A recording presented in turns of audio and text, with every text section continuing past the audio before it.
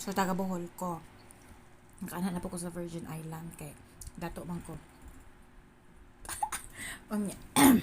Oh, mahal jud. Totally mahal.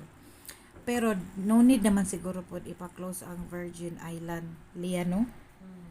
No need man ipa-close ang Virgin Island kay tungod sa nahitabo adtong mga overpricing.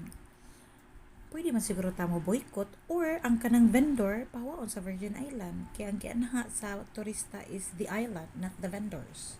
Right? So, para na wa ko makauyon nga ipa-close ang Virgin Island. Boycotton lang ang mga vendor. So, kung nakadungog ka, kulbaan, pero that's my comment lang sa Panglao. So,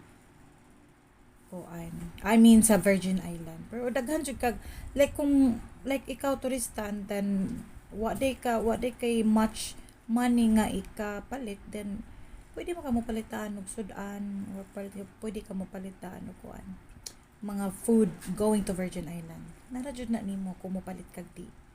Daghang palitunon nga palit kag usa ka kilong ginamos diha nga na. Simple as that. So kay daan na mong nangutana sa price sa Virgin Island kung pila. Of course, mangutana siya, pila ni. Of course, gikuanan jud mo, gisultian mo pila. Then how come nga ning grab man pud mo? Diba? Although overpricing, pero nga nung ning grab man mo.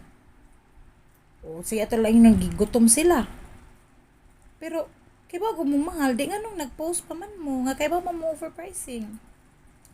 I love my place. I love Bohol, pero nang naradyo na nimo kung intensyon nimo ang daoton ang Bohol, ang turista sa Bohol, naragyud na. So